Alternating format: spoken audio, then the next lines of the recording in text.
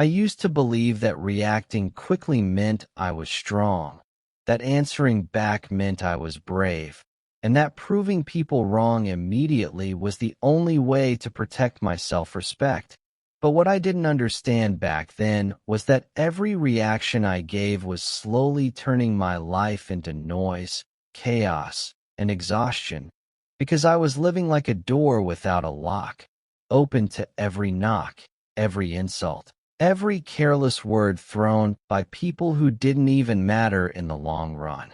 From the moment I woke up, my mind was already prepared for battle, not because I was a warrior, but because I was afraid of being seen as weak, and that fear controlled everything I did, the way I spoke, the way I walked, the way I explained myself too much to people who never tried to understand me in the first place. And the worst part was that I thought this constant reacting was normal, that this was how life worked, until life showed me the cost.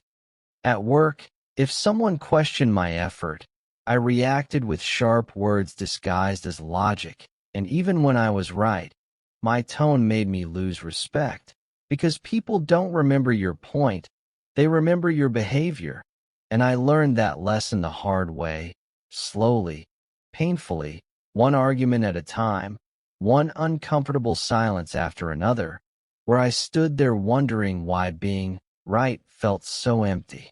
At home, if someone misunderstood me, I didn't pause, I didn't breathe, I didn't listen, I reacted, and every reaction added another crack to relationships that were already fragile. Because reactions don't heal, they expose wounds. And instead of protecting myself, I was bleeding in front of people who didn't know how to handle my honesty mixed with anger.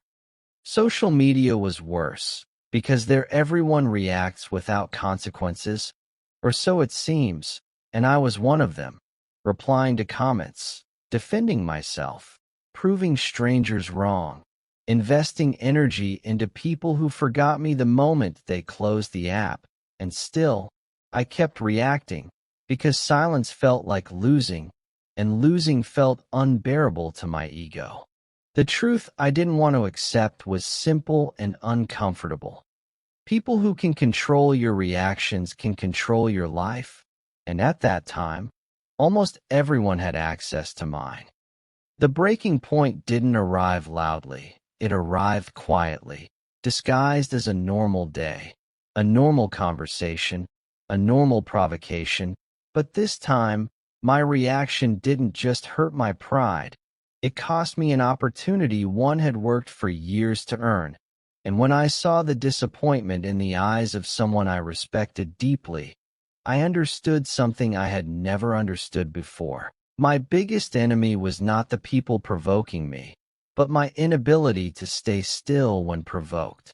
That night, for the first time in my life, I didn't react, not because I was strong, but because I was tired, tired of explaining, tired of fighting, tired of feeling powerful for a few seconds and regretful for hours. And in that silence, uncomfortable and heavy, I felt something strange, clarity. I started observing people, not listening to their words, but watching their behavior. And I noticed that the most respected person in the room was rarely the loudest, rarely the fastest to respond, rarely the one trying to win every argument.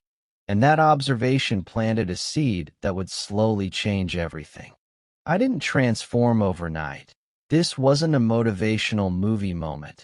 It was messy, frustrating, and full of failures. Because when you stop reacting, your mind screams for release, your ego demands attention, and your emotions beg to be expressed.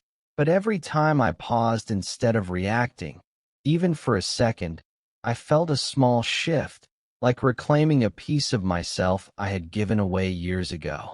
And that was the beginning, not of silence, but of power. After that night of silence, I didn't suddenly become calm or wise or emotionally intelligent, because real change doesn't arrive like a guest. It arrives like a burden you choose to carry every single day. And the next morning when I woke up, my mind was the same restless place it had always been, full of imagined arguments, prepared replies, and conversations that hadn't even happened yet. But this time there was one new thought sitting quietly behind all the noise. What if I don't react? Today, that thought scared me more than any argument ever had, because reacting was familiar. Reacting was my armor. Reacting made me feel visible, and without it, I felt exposed, like standing in the middle of a crowded room without knowing where to place my hands, unsure of who I was without my usual defenses. The first test came sooner than expected, because life doesn't wait for you to be ready. It tests you the moment you decide to change. And at work, during a meeting that was supposed to be routine, someone interrupted me, corrected me publicly, and smiled in that polite way people do when they want to show power without appearing aggressive, and instantly my chest tightened, my heart sped up, and the familiar heat of reaction rushed through my body, demanding release. I knew exactly what to say. I had said it many times before, sharp, intelligent, and perfectly timed to embarrass the other person just enough to feel satisfied. But this time, something stopped me. Not wisdom, not strength, just a pause, a second longer than usual. And in that second, I felt how badly my ego wanted control, how desperate it was to protect an image that didn't actually need protecting. So I stayed quiet. Not calm quiet, not confident quiet, but awkward, uncomfortable quiet. The kind where your silence feels loud to you even if no one else notices. And in that silence, something unexpected happened. The conversation moved on. No one attacked me further. No one laughed. No one declared me weak. And the world didn't collapse the way my mind had promised it would. But inside, it was chaos. I replayed the moment again and again, questioning myself, wondering if I had missed my chance, if people thought less of me now, if silence had cost me respect. And that's when I realized the hardest part of not reacting is not what others think, but what you think about yourself when you don't defend your ego immediately. That day, I noticed how often people speak just to provoke, not because they want truth, but because they want a response, and when they don't get it, they feel confused, sometimes even exposed, because provocation without reaction has nowhere to land. It falls flat, powerless, unfinished. Still, I wasn't consistent. The next few weeks were full of small failures, moments where I promised myself I would stay still and then reacted anyway, sometimes with words, sometimes with tone, sometimes with body language. Because reactions don't always come out of the mouth. They leak through eyes, gestures, sighs, and even silence filled with anger. And each time I failed, I felt disappointed, not because I had reacted, but because I now knew there was another way, and I hadn't chosen it. One evening, while waiting in a crowded place, I watched an older man standing calmly while someone spoke to him with unnecessary aggression, blaming him for something small and insignificant, and the man didn't interrupt, didn't raise his voice, didn't explain himself in a hurry. He simply listened, nodded once, and responded with a sentence so simple and steady that it ended the tension immediately. And as I watched the situation dissolve, I understood something that no book had ever taught me. Calm is not passive, calm is controlled. That image stayed with me. I began practicing silence not as avoidance, but as observation, listening not to reply, but to understand what was really being said beneath the words. Because most arguments are not about facts, they are about fear, insecurity, and the need to feel superior. And once you see that, reacting feels unnecessary, almost childish. At home, this practice was harder because familiarity removes filters, And the people closest to you know exactly which buttons to press, often without meaning to. And one night, a small misunderstanding turned into raised voices, and once again, my reaction was ready, loaded with years of stored frustration.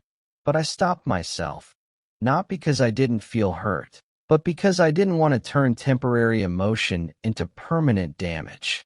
I listened, really listened, and when I finally spoke, my words were slower, fewer, and surprisingly stronger.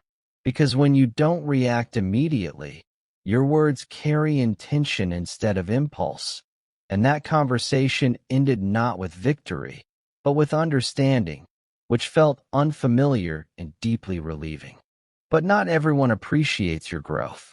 Some people get uncomfortable when you stop reacting, because your reactions were the fuel that kept certain dynamics alive.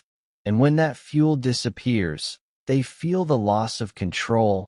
And I noticed this clearly when someone who used to provoke me casually started increasing their attempts, making sharper comments, pushing harder, as if trying to wake up the old version of me.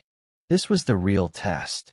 Because staying silent when someone crosses a line is not strength, it's fear, but choosing when to respond and how to respond is power. And I learned that not reacting does not mean tolerating disrespect. It means addressing it without emotion, without drama, without giving the other person the satisfaction of seeing you lose control. So when I finally spoke, it wasn't loud, it wasn't angry, it was clear, firm, and short. And that moment taught me something important. People respect boundaries delivered calmly far more than boundaries screamed in rage. Slowly, without realizing it, my energy changed. I wasn't exhausted all the time anymore, because I wasn't carrying imaginary battles in my head. I wasn't rehearsing arguments in the shower. I wasn't explaining myself to people who didn't deserve explanations, and the silence I once feared began to feel like space. Space to think, space to choose, space to breathe. I also started noticing how much people reveal when you don't interrupt them, how often they talk themselves into exposing their intentions, their insecurities, their contradictions, simply because you gave them room. And in those moments, I realized that reacting quickly often hides the truth, while patience lets it surface on its own. Still, there were nights when silence felt heavy, when words I hadn't spoken echoed louder than any argument, when I questioned whether holding back was slowly turning me invisible. But every time that doubt appeared, life showed me a quiet confirmation, respect growing subtly, trust building slowly, and confidence forming not from dominance, but from self-control. I wasn't becoming weaker. I was becoming untouchable in a way that didn't need proving. And although I didn't know it yet, the biggest test of all was approaching, one that would demand not just silence, but mastery. Because not reacting is easy when stakes are small, but when something important is threatened, when your past is questioned, when your worth is challenged publicly, that's when the real lesson reveals itself. And I was about to learn it.